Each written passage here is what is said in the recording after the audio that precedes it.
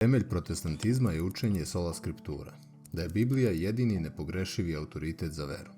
To znači da nijedan sveštenik, sabor ili crkva ne može obavezati tvoju savest na neko učenje ako Biblija tako ne uči. Ali kako znaš šta Biblija zapravo uči? Pa moraš sam da je pročitaš. Jer ako neko drugi ima konačni autoritet da tumači Bibliju za tebe, onda Biblija više nije jedini vrhovni autoritet.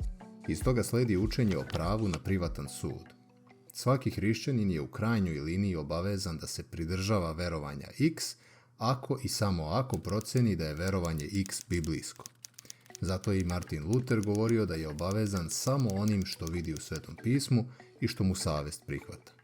Drugim rečima, konačni autoritet postaje lični sud pojedinca.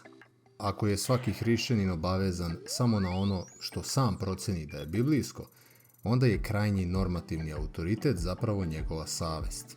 Rezultat toga vidimo danas.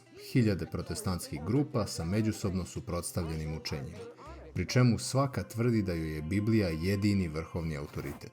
Nasuprot tome, u Novom Zavetu i kroz istoriju crkve vidimo jednu doktrinarno ujedinjenu crkvu, koja autoritet ne zasniva na privatnom tumačenju svakog pojedinca, već na apostolskom predanju i sabornom životu crkve, koja je stub i uporište istine i koju vrata ada neće nadvladati. Ovdje često čujemo odgovor da postoji razlika između sola scripture i solo scripture, da mi zapravo kritikujemo solo, a ne sola scripturu, jer oni tobož zapravo prihvataju određene sekundarne autoritete, među kojima mogu biti pastori, sabori, pa čak i crkveni oci, ali dok se god podudaraju sa Biblijom.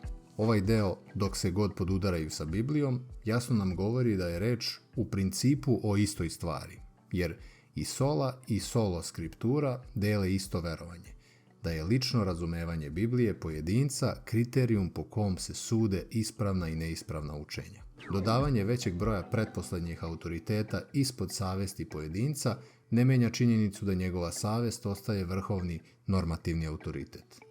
Zbog toga između solo i sola ne postoji suštinska ni principijelna razlika. Oba prihvataju i nužno podrazumevaju pravo na lični sud. Svako pozivanje na Sveto pismo uvek je ujedno i pozivanje na određeno tumačenje Svetog pisma.